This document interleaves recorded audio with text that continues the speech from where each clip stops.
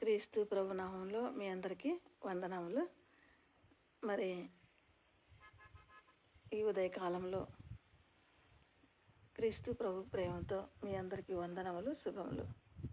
మరి అంతకంటే ముందు కొన్ని ప్రకటనలు మీకు తెలియపరచాలి అనుకుంటున్నా. మరి నాకు దేవుని కృపను బట్టి 3 మందిరాలు కట్టించాను.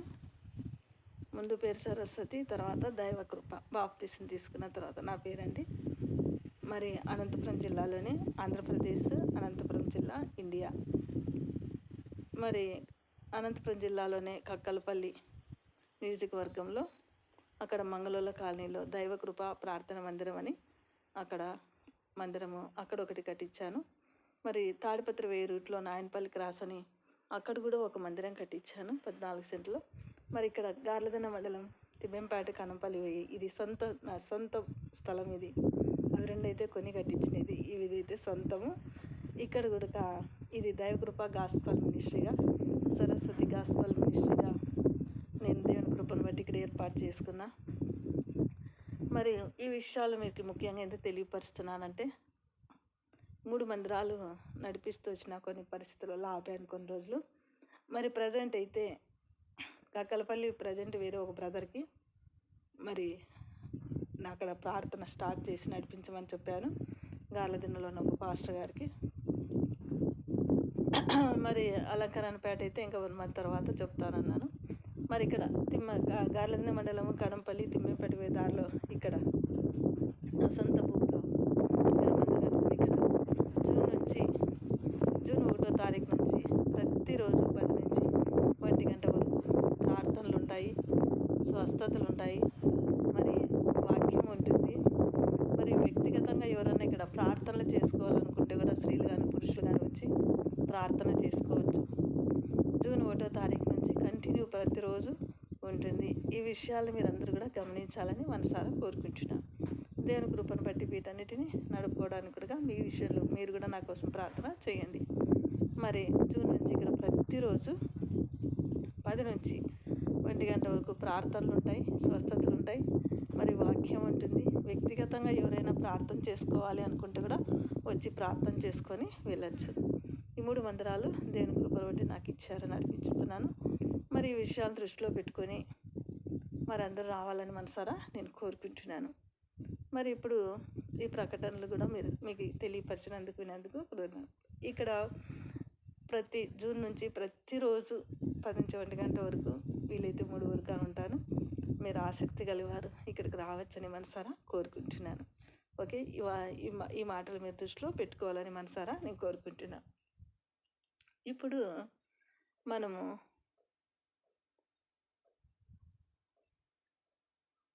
దేవుని వాక్యం చెప్పేదానికంటే కొన్ని విషయాలు నా పర్సనల్ కూడా మీతో పంచుకోవాలని నేను చెప్తున్నాను. ఎందుకు ఈ విషయాలు చెప్తున్నాను అంటే నాది సొంత ఊరు అనంతపురం జిల్లా, గార్లదిన్న మండలం, కనంపల్లి విలేజ్. మరి నేను వెల్ ఎడ్యుకేటెడ్, ఎల్ఎల్బి చేసిన, లాలో ఎంఫిల్ చేసిన, ఎంబీఏ చేసిన, జిల్లా కోర్టులో లాయర్గా కూడా ప్రాక్టీస్ చేసిన.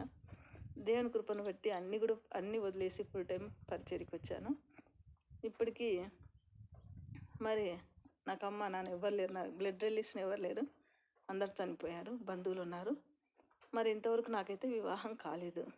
ఈ విషయం మీకు ఎందుకు చెప్తున్నాను అంటే చాలామంది దైవ కృపకి పెళ్ళైందని నా ఫోటోలు వాళ్ళ ఫోటోలు పెట్టుకొని వెళ్ళి చాలామంది దగ్గరికి వెళ్ళి దైవ కృప డబ్బులు కావాలి, వాహనాలు కావాలి, అవి కావాలి, ఇవి కావాలని అందరితోనూ అడుక్కుంటున్నారనే విషయం తెలిసింది.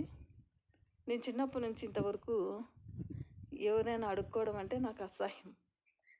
నాకు చాలా కష్టం అనిపిస్తే అప్పైనా చేసుకొని ఇప్పించుకొని మరి తీరుస్తానేమో, కానీ అడుక్కొని బ్రతకడము నా వంశంలోనే లేదు, నా బ్లడ్లోనే లేదు. మా ఇంట్లో కూడా మా అమ్మ నాన్నకి మాకు ఎవరు కూడా ఈ అలవాట్లు లేవండి. అడుక్కొని బ్రతికే అలవాట్లు మాకు లేవు. అందుకే నేను ఎందుకు ఈ విషయాలు చెప్తున్నానంటే చాలా ఎక్కడ చూసినా దైవకృప పెళ్ళయింది. చాలామంది నా ఫోటోలు పెట్టుకొని పెళ్ళయింది, ఈమె నా భర్త, నా భార్య అని చెప్పుకొని మరి తర్వాత దైవకృప గాస్పల్ మినిస్ట్రీ, సరస్వతి గానపస్ మినిస్ట్రీ లైవ్స్, దాంట్లో అడ్వర్టైజ్మెంట్ వచ్చినవి వీడియోస్ అన్నీ తీసుకొని సపరేట్ అకౌంట్ చేసుకొని మరి నాది యూట్యూబ్ లైవ్ కూడా వాళ్ళు పెట్టుకొని నేనే దైవకృపానని స్త్రీలు కూడా చాలామంది పెట్టుకొని యూట్యూబ్ నుంచి డబ్బులు అడుక్కోవడము, నేనే దైవకృపానని వెళ్ళి అనేక సార్లకు అడుక్కొని ఇవన్నీ చేస్తున్నారని తెలియపరిచినాడు దేవుడు. ఈ విషయాలు దృష్టిలో పెట్టుకొని మీరు ఒకటే గమనించాలి, వాళ్ళు ఎవరైనా సరే నా ఫోటో ఉండి అక్కడ పురుషుడు ఎవరైనా ఉంటే వాళ్ళని చంపేయండి. నిజంగానే మనస్ఫూర్తిగా చెప్తున్నా. నాకు ఇంతవరకు వివాహమే కాలేదు, ఒంటరిగా దేవుని కృపను బట్టి బ్రతుకుతున్నా. అందుకే మంచి ఆత్మీయుడు కావాలని ఒకసారి లైవ్లో కూడా ప్రార్థన చేస్తున్న వివాహం కోసము. ఈ విషయాలు మీరు దృష్టిలో పట్టుకొని ఎవరైనా నాది ఫోటో పెట్టుకొని ఇవి నా భార్య అంటే వాళ్ళని చంపేయండి. నాకు ఒకే ఒక అకౌంట్ అండి ఉండేది, ఒక్కటే, అది సేవింగ్స్ అకౌంట్ నాది ఉండేది. 2 అకౌంట్లు అకౌంట్లు ఉన్నాయి బ్యాంకులో. ఇంతకంటే ఏమి లేవు. ఎక్కడ చూసినా నా పేరు మీద రిజిస్ట్రేషన్ అయితే వాహనాలు ఏవేవో ఉన్నాయని చెప్తున్నారు. నాకు ఇంతవరకు ఎవరు ₹1 డబ్బులు ఇవ్వలేదు, ఎవరు ఏ వాహనాలు ఇవ్వలేదు, ఎవరి నుంచి నాకు ఎటువంటి ఇది చేయలేదు.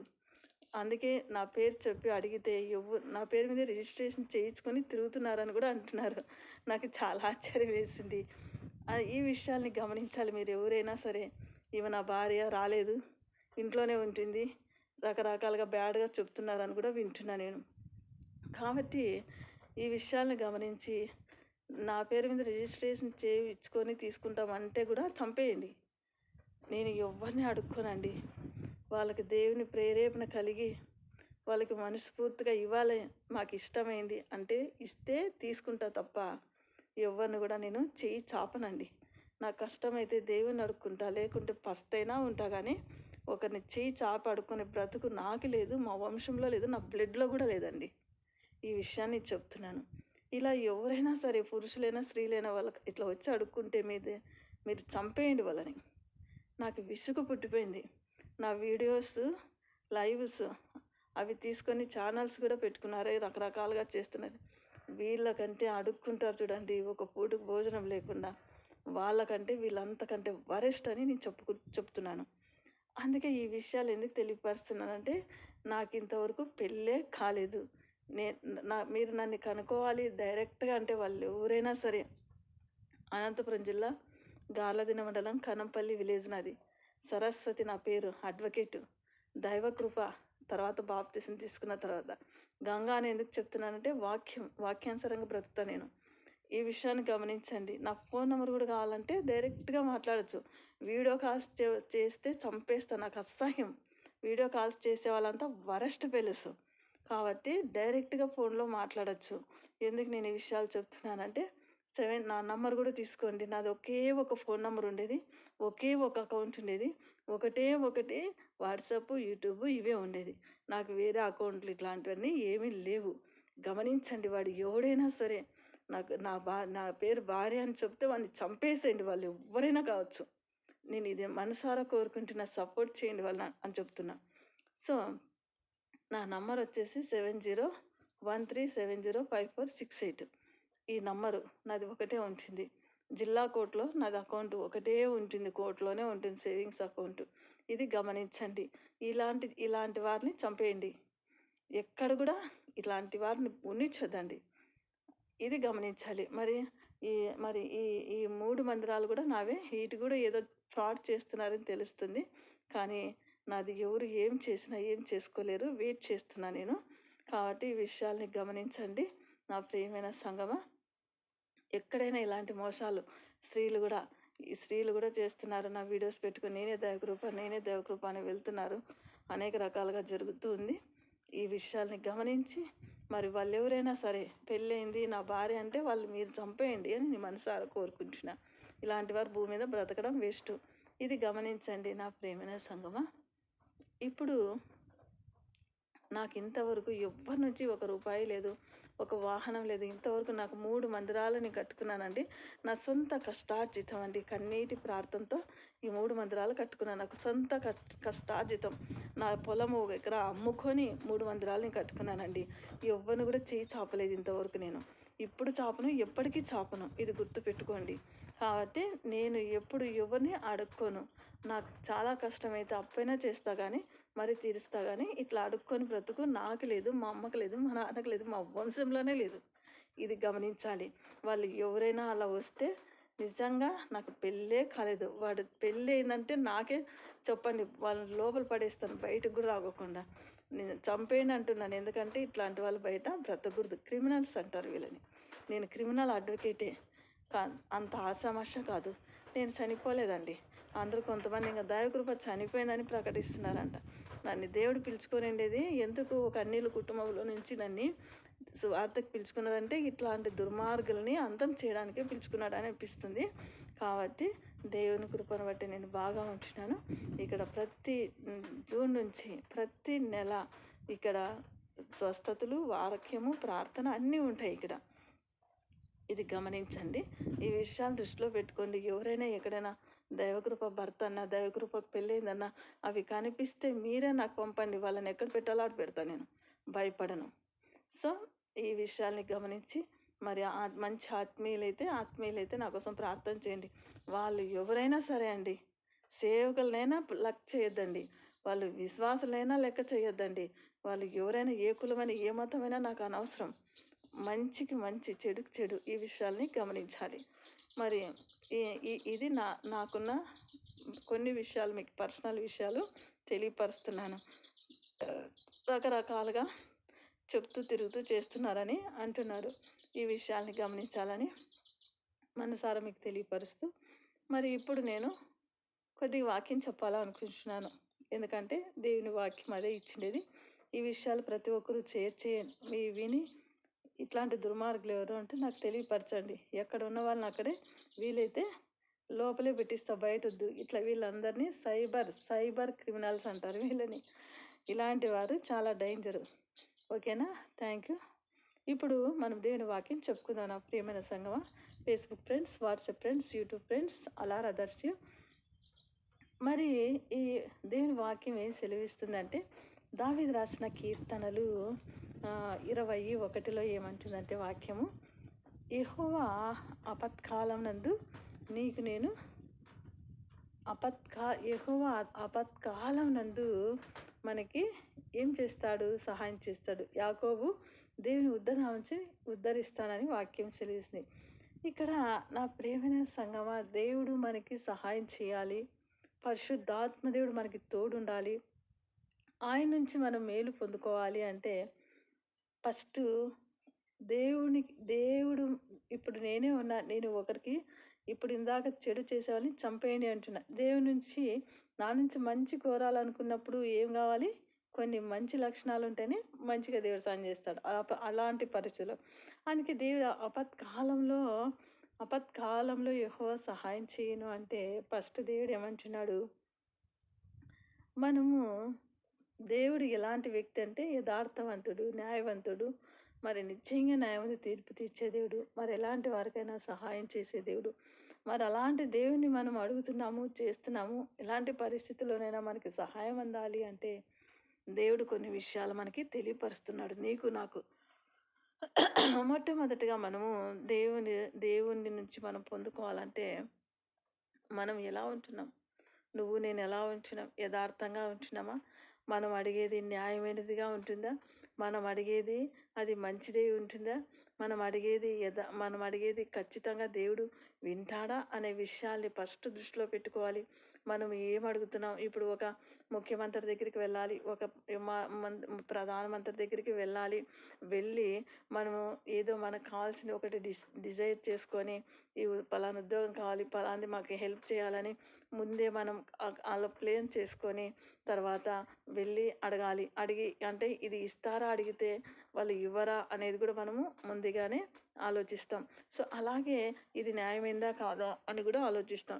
అలాగే దేవుడు ఎప్పుడు మనల్ని ఏం కోరుకుంటున్నాడంటే మనం అడిగేది అదేదైనా న్యాయమైనదే ఉండాలి, యథార్థమైనదే ఉండాలి, పరిశుద్ధత ఉండాలి, మరి దేవునికి ఇష్టంగా ఉండదే అడగాలి. మనం ప్రార్థన ఎలా చేస్తాం? దేవునితో మాట్లాడాలంటే దేవుడు పరిశుద్ధుడు. ఆయన చాలా పరిశుద్ధమైన దేవుడు, న్యాయమైన దేవుడు. నిశ్చయంగా నీకైనా నాకైనా న్యాయమందు తీర్పు తీరుస్తాడు. మనం 24 గంటలు ప్రార్థన చేసుకున్నా మన ప్రార్థన వినకుంటే, వినలేదు అంటే మనం ఫస్ట్ ఎలా ఉండాలో నువ్వు నేను మారాలని కోరుకుంటాడు.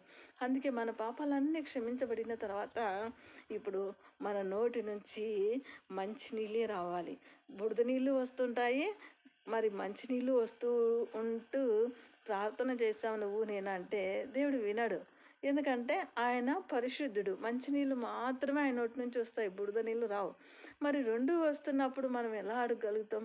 అందుకే నువ్వు నేను మనల్ని మనం సరి చేసుకోవాలి. ఎలా ఉంటున్నాం మనము అనే విషయాన్ని గమనించాలి. అలా సరి చేసుకున్నప్పుడు ప్రభువా నేను ఇది అడుగుతున్నానయ్యా, ఇది నీకు ఇష్టమా, నీ చిత్తమా అని ఎప్పుడు అడగగలుగుతాం మనం అంటే దేవుని యందు మొట్టమొదటగా దేవుని యందు భయభక్తులు కలిగి జీవించాలి. భయభక్తులు కలిగి జీవించడం అంటే దేవుని వాక్యానుసారంగా జీవించడం, దేవుని మాట చొప్పున జీవించడం, దేవునికి లోబడ్డం, దేవుని వాక్యాన్ని ప్రేమించడం, యథార్థంగా జీవించడం, ఎవరున్నా ఎవరు లేకపోయినా యథార్థంగా జీవించడం, ఇతరుల గురించి చెడుగా చెప్పకుండా ఉండడం, ఇతరులు ఆశించకుండా ఉండడం, ఇతరులకి మోసం చేయకుండా ఉండడం. ఇతరులు నాకు కావాలని అడుగుతూ ఉంటారు కొంతమంది. వీళ్ళకి ఇది మైండ్ లేదేమో అనుకుంటా నేను. ఎందుకు నేను చెప్తున్నానంటే మైండ్లెస్ అని చెప్పొచ్చు వాళ్ళని. ఎప్పుడు ఇతరుల గురించి ఆలోచించే వాళ్ళు ఎప్పుడు కూడా ఎదగలేరండి. ఎందుకు నేను ఈ విషయం చెప్తానంటే నా పట్ల నీ పట్ల దేవుని ప్రణాళిక ఏంటో, దేవుని ఉద్దేశం ఏంటో, దేవుని చిత్తం ఏందో దేవునికి లోబడాలి.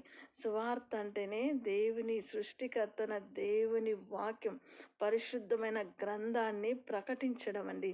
ఇది చిన్న విషయం కాదు. అందుకే చాలా ఒళ్ళు దగ్గర పెట్టుకొని నువ్వు నేను బ్రతకాలి. దేవుని యందు భయభక్తులు కలిగి జీవించాలి. దేవునికి ఇష్టంగా యథార్థంగా నోటిలో నుంచి 24 గంటలు నువ్వు అబద్ధాలు చెప్తూ వచ్చి ఇక్కడ ప్రార్థన చేస్తూ నేను సేవకురాలని చెప్పుకుంటే వాళ్ళే రేపొద్దున ప్రజల దగ్గరే మనం కొట్టబడతాం, తిట్టబడతాం. అందుకే నా ప్రియమైన సంగమా, నువ్వు నేను ఎలా ఉంటున్నా మనల్ని మనం పరీక్షించుకోవాలి. ఇతరులకు హానికరం చేసే వాళ్ళు ఉంటున్నామా, ఇతరులు ఆశిస్తూ ఉంటున్నామా, ఇతరులకు మోసం చేస్తూ బ్రతకాలనుకుంటున్నామా, ఎప్పుడు ఇతరుల గురించే నువ్వు నేను ఆలోచిస్తున్నామా, మరి మనల్ని మనం ఆలోచిస్తున్నామని మనల్ని మనం పరీక్షించుకొని దేవుని యందు భయభక్తులు కలిగి, నిజమైన భయభక్తి కలిగి, యథార్థంగా ఎవరున్నా ఎవరు లేకపోయినా ఏదైనా ఎలాంటి పరిస్థితుల్లోనైనా యథార్థంగా జీవిస్తూ మనకి ఏదైనా కావాలని అనుకున్నప్పుడు ఇది దేవుని చిత్తానుసరమైందా, దేవునికి ఇష్టమైందా కాదని యథార్థంగా అడుక్కొని నువ్వు నేను పొందుకోవాలి. దేవుని చిత్తం కాంది పక్కన పడేయాలి. అలా జీవిస్తున్నప్పుడు మనం ఉంటాం. అందుకే దేవుని భయభక్తులు కలిగి జీవించాలి, యథార్థంగా జీవించాలి, దేవుని వాక్యానుసారంగా జీవించాలి, దేవునికి లోబడి జీవించాలి, దేవుని వాక్యాన్ని ప్రేమించాలి, దేవుని మాట వినాలి. నువ్వు నేను అలా ఉంచినప్పుడు మాత్రమే సంతోషంగా జీవిస్తాం. అందుకే ఎప్పుడైనా దుర్మార్గము మన్నగాలం అంటారండి, నష్టము, మోసము ఇవన్నీ కూడా డెవిల్ స్వభావం. ఇలాంటివి నీలోను నాలోనూ ఉండకూడదు. నువ్వు నేను అలా జీవిస్తున్నాం అనేది మనల్ని మనం పరీక్షించుకొని దేవుని యందు భయభక్తులు కలిగి జీవించాలి. ఎంతోమంది నశించిపోతున్నారు. వాక్యం ప్రకటిస్తున్నాము అంటే ఫస్ట్ మనల్ని మనం పరీక్షించుకొని పరిశుద్ధమైన గ్రంథం పట్టుకోవాలి. లేకుంటే కూలి పని చేసుకొని బ్రతకడం బెటర్ అండి. ఎందుకు నేను ఈ విషయాన్ని చెప్తున్నానంటే సువార్త చెప్పడం వల్ల కనీసం మనమే పరలోకంలోకి ఎత్తబడుకుంటే నువ్వు నేను ఇంకా వచ్చిన వాళ్ళని ఎలా ఎత్తబడతావు, నువ్వు నేను ఎలా ఎత్తబడేటట్టుగా ప్రార్థన చేసుకెళ్తాం. నువ్వు నేనే ఎత్తబడేటట్లు లేము. పరలోకంలో పిలిస్తే ప్రభు పోయేటట్టు లేదు. మరి ఎలా చేస్తున్నాము ఎలా అనేది గమనించాలి. మరి నువ్వు నేనే ఎత్తబడినప్పుడు వీళ్ళు వచ్చిన వాళ్ళు ఎలా ఎత్తబడమని ప్రార్థన చేస్తావు? పరలోకం అంత ఈజీయా కాదు, చాలా కష్టం. అందుకే నా ప్రియమైన సంగమా, నువ్వెవరైనా కావచ్చు, నువ్వు నేను కానీ మరి ఎలాంటి పరిస్థితులైనా యథార్థమైన జీవితము చాలా మంచిది. కష్టం లేనైనా, నష్టం లేనా, ఇరుకులైన ఇబ్బందులైనా సరే, పస్తులున్నా పర్వాలేదు, చనిపోయినా పర్వాలేదు, ఒకరికి హాని చేయకుండా, ఒకరికి మోసం చేయకుండా, ఒకరిది కావాలని ఆశించకుండా, ఒకరికి నష్టం కలిగించాలని ఇలాంటి సేడు పురుగుల్ని దేవుడు ఏరేస్తాడండి. నువ్వేనా నన్నైనా ఇలాంటి విషయాల్ని మనం గమనించాలి నా ప్రియమైన సంగమా. సో కాబట్టి మనము దేవుని వాక్యాన్ని ప్రకటిస్తున్నప్పుడు మనల్ని మనం పరీక్షించుకోవాలి. మన సాక్ష్యాన్ని మనం కాపాడుకో. అందుకే నేను ఇందాక నా సాక్ష్యాన్ని నేను కాపాడుకోవడానికి 24 గంటలు భయంతో వణుకుతూ జీవిస్తూ ఉంటాను. అందుకే ఈ విషయాన్ని నేను ఎందుకు చెప్పాలంటే వాళ్ళని ఏమైనా చేయమని ప్రార్థన చేయొచ్చు, నేను చేస్తున్నా క్షమించమని. కానీ ఇలాంటి చీడు పురుగులకి కొన్ని చెప్పినప్పుడు నా గురించి ఏమో నేను తెలియదు, మీకు చాలామందికి తెలియదు ఇలా చెప్తున్నారన్నప్పుడు. ఎందుకంటే కొన్ని విషయాలు అక్కడికక్కడ తెలుస్తుందని చెప్పేసి నిజాలు ఎప్పుడైనా బయట పడతాయి, అబద్ధాలు ఇవన్నీ కూడా నశించిపోతాయి. కాబట్టి నా ప్రియమైన సంగమా, నువ్వు నేను దేవుని యందు భయభక్తులు కలిగి మరి ఆపత్కాలంలో అన్ని పరిస్థితుల్లో దేవుడు కాపాడాలి మనల్ని అంటే మన హృదయాన్ని తాకాలి. పరిశుద్ధాత్మ దేవుడు నీలో నాలో ఉండాలంటే ఎలా ఉండాలి? పరిశుద్ధాత్మ దేవుడు నీలో నాలో ఉండాలంటే ఏం చేయాలి? మన హృదయంలో పాపం ఉండకూడదు, అబద్ధం ఉండకూడదు, మోసం ఉండకూడదు, ఇతరులు ఆశించకూడదు, ఇతరులు దోసుకోవాలనకూడదు, ఇతరుల గురించి చెడుగా చెప్పకూడదు, చెడుగా వినకూడదు. ఇవన్నీ లేనప్పుడే పరిశుద్ధాత్మ దేవుడు నీలో నాలో ఉండడానికి ఇష్టపడతాడండి. ఆయన ఉంటున్నప్పుడు మనల్ని ఎక్కడ పెట్టినా ఎలా ఉంటున్నప్పుడు కూడా హ్యాపీగా ఉండగలుగుతాం, సంతోషంగా ఉండగలుగుతాం. అందుకే పరిశుద్ధాత్మ దేవుడు ఉన్నప్పుడే కార్యాలు జరుగుతాయి. పరిశుద్ధాత్మ దేవుడు ఉండకుండా వెళ్ళిపోవడానికి కారణాలు అనేకమైన ఉంటాయి.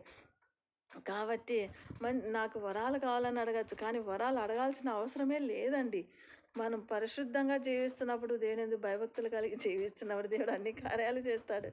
మనం పరిశుద్ధంగా లేనప్పుడు అది కావాలి ఇది కావాలి ఇది కావాలి అని అడుగుతుంటే ఫస్ట్ నువ్వు నేను సరి చేసుకొని చెప్తూ ఉంటాడండి దేవుడు. నా ప్రియమైన సంగమా, నువ్వు సేవకుడైనా సరే, ప్రవక్త అయినా సరే, విశ్వాసులైనా సరే, నువ్వు ఎవరైనా సరే, నువ్వైనా నేనైనా దేవుని యందు భయభక్తులు కలిగి యథార్థంగా జీవిస్తూ, వాక్యాన్ని ప్రేమిస్తూ, వాక్యానికి లోబడుతూ, వాక్యానుసారంగా జీవిస్తూ, దేవుని మాటకి లోబడుతూ, దేవుని ప్రేమిస్తూ నువ్వు నేను జీవించినప్పుడు మాత్రమే మనం ఆపత్కాలంలో ఎలాంటి పరిస్థితుల్లోన దేవుని సహాయము పరలోకంలో నుంచి అందుతుందండి. ఇక్కడ ఎవరు చేయకపోయినా ఆయన ఆకాశంలోని మన్నాను కురిపించినట్టుగా అలాంటి వారికి, నీకైనా నాకైనా దేవుడు అలాంటి అద్భుతమైన కార్యం చేయగలుగుతాడు. కాబట్టి యథార్థమైన మనసు నీకు నాకు లేకుంటే, ఇలాంటి చెడు లోపలంతా చెడిపోయి బయటకు బాగా కనిపిస్తూ ఉంటే, నువ్వైనా నేనైనా అది బయట లోపల కుళ్ళిపోయింది, బయట ఎప్పుడే ఒకసారి కుళ్ళిపోయి పడిపోవాల్సి వస్తుంది. కాబట్టి చాలా జాగ్రత్తగా నువ్వైనా నేనా జీవించాలని, మరి మనకి అన్ని పరిస్థితుల్లో దేవుని సహాయం అందాలి. మరి అందులో అన్ని విషయాలు మనం బాగా ఉండాలి అంటే నువ్వు నేను దేవుని యందు భయభక్తులు కలిగి జీవించాలని మనసారా కోరుకుంటున్నాను. మీరు ఎవరైనా సరే, క్రైస్తవులైనా సరే, ముస్లిం అయినా సరే, హిందువులైనా సరే, దేవుడు అందరినీ ఒకేలాగా ప్రేమిస్తున్నాడండి. ఆయన ప్రేమ కలిగిన దేవుడు అండి. వాక్యానుసారంగా జీవించాలని అందరినీ మనసారా కోరుకుంటున్నాడు. ఆయన ఏ మతాన్ని ద్వేషించలేదు, ఏ కులాన్ని ద్వేషించలేదు, ఎవరిని ద్వేషించలేదండి. యేసయ్య అందరినీ ప్రేమిస్తున్నాడు. వీళ్ళంతా నా బిడ్డలే, నా కుమార్తెలే అంటున్నాడు. అలాంటి మంచి దేవుణ్ణి నువ్వు నేను అందరూ కూడా ప్రేమించాలని, ఆయనకి వాక్యానుసారంగా మరి ఆయనకి ఇష్టంగా జీవించాలని నేను మనసారా కోరుకుంటున్నాను. మరి ఈ విషయాన్ని వివరించి మరి ప్రతి ఒక్కరూ, మరి మీ దగ్గర బైబిల్ లేకపోయినా, ముస్లిం అయినా, క్రైస్తవులని ఎవరైనా సరే అండి, ఇది కుల మతం కాదైతే కాదు. ఈ మనుషులు కల్మషం నుంచి పరిశుద్ధమైన గ్రంథానికి చెడ్డ పేర్లు వస్తున్నాయి, కానీ పరిశుద్ధమైన దేవుడు పరిశుద్ధమైన గ్రంథంలో ఎక్కడ పాపం లేదండి. ఆయన పాపిని ఇష్టపడతాడు, పాపాన్ని అసహించుకొని పారిపోతాడండి. నువ్వు నేను పాపం చేసినామనుకో మనలో ఉండడండి ప్రభు, పారిపోతాడు. అందుకే అలాంటి దేవుణ్ణి ఎవరైనా ఆస్వాదించద్దు, ఎవరైనా పిలుచుకోవచ్చు, ఎవరైనా హృదయంలోకి పిలుచుకోవచ్చు. అందరి హృదయాల్లో ఉండాలని ఆశపడుతున్న ప్రేమ కలిగిన దేవుడు, కనికరం కలిగిన దేవుడు. అందుకే బైబిల్ లేకపోయినా మీరు ఏ భాష వాళ్ళైనా సరే, ఎవరైనా సరే మరి మొబైల్లో డౌన్లోడ్ చేసుకొని రోజు వాక్యం చదువుకోండి, ప్రార్థనలు, వాక్యం ఆత్మీయతలో బలపడండి. కానీ మంచిగా ఆత్మీయతలో ఎదగండి. కానీ ఇంకోరిది కావాలని ఆత్మీయతలో నాకు గొప్ప వరాలు ఉన్నాయి, నేను ప్రవక్తని, గొప్ప సేవకుడిని, గొప్ప సేవకురాలు అన్నావు, ఆత్మీయ గర్వము నీకైనా నాకైనా నాశనం చేస్తుంది. ఆత్మీయత గర్వము వెరీ వెరీ డేంజరు. దాంట్లో మరీ జాగ్రత్తగా నువ్వైనా నేనైనా జీవించాలి. ఈ విషయాన్ని గమనించాలి. ప్రతిసారి మనం ఎంత ఆత్మీయ స్థితికి వెళ్తున్నామంటే అంత తగ్గించుకొని, అంత ఉబేతో మనలో ఉన్న ఆత్మీయ గర్వాన్ని తెలియపరచమని దేవునితో లోబడుతూ మనం వెళ్ళినప్పుడు మాత్రమే మనం మంచిగా బ్రతకగలుగుతాం. పరలోకం చేరేంత వరకు మనల్ని మనం పరీక్షించుకుంటూ నువ్వు నేను ఆత్మీయ గర్వాన్ని తొలగించుకుంటూ అన్ని విషయాల్లో జాగ్రత్తగా బ్రతికినప్పుడు మాత్రమే పరలోకాన్ని చేరుకోగలుగుతారు, యేసయ్యని హత్తుకోగలుగుతారు. ఆయనతో జీవించగలిగిన మనకి చేయడానికి సహాయం చేస్తాడండి. కాబట్టి ఈ విషయాల్ని గమనించండి. మరి యేసయ్యతో నువ్వు నేను ఉండాలి అంటే, పరలోకంలో ఉండాలి అంటే, దేవునికి ఇష్టంగా ఇలా జీవిస్తున్నప్పుడు మనతోనే ఉంటాడు. నీతో నాతో ఉండడానికి ఇష్టపడతాడండి దేవుడు. యేసయ్య అంత మంచి దేవుడు. కాబట్టి ఇలాగ జీవించాలని నేను మనసారా కోరుకుంటున్నాను. మరి వాక్యాన్ని వింటున్న ప్రతి ఒక్కరు కూడా మీకు కృతజ్ఞత చెల్లించుకుంటున్నాను. మరి నెక్స్ట్ జూన్ నుంచి ఇక్కడ గార్లదిన మండలం కనంపల్లి తిమ్మెంపేట నుంచి కనంపల్లి దారిలో ఇక్కడ దైవకృప గాస్పల్ మినిస్ట్రీ, మరి సరస్వతి గాస్పల్ మినిస్ట్రీ, దీనిలో ఏదో ఒకటి చేస్తాను. నాకు ప్రజెంట్ 3 మినిస్ట్రీలు ఉంటాయి. ప్రజెంట్ 2 మినిస్ట్రీలు మాత్రమే నేను రన్ చేస్తున్నాను. 2 ఒకటే కలిపి చేస్తున్నాను. ఈ విషయాన్ని గమనించాలి. జూన్ నుంచి ప్రతిరోజు 10 నుంచి ఇక్కడ 1 గంట వరకు ప్రార్థన ఉంటుంది, వాక్యం ఉంటుంది, స్వస్థతలు ఉంటాయి. వ్యక్తిగతంగా ప్రార్థన చేసుకునే వాళ్ళు వచ్చి ఇక్కడ ప్రార్థనలు కూడా చేసుకోవచ్చు. మరి ఈ విషయాలన్నిటిని గమనిస్తున్నాను. మరి వీటన్నిటిని విన్నందుకు మీ కృతజ్ఞత చెల్లించుకుంటా, వాక్యం విన్నందుకు మీ కృతజ్ఞత చెల్లించుకుంటూ, మరి మీ సరస్వతి అండ్ దైవకృప అండ్ గంగా బాయ్. మరి లైక్ చేయండి, సబ్స్క్రైబ్ చేయండి, కామెంట్ చేయండి. అన్ని విషయాల్లో మీరు కూడా నాకు తోడుగా ఉండాలని మనసారా కోరుకుంటూ, thank you watching for this video to all and God bless you. Bye bye. Once again we will meet in the Jesus name. Bye.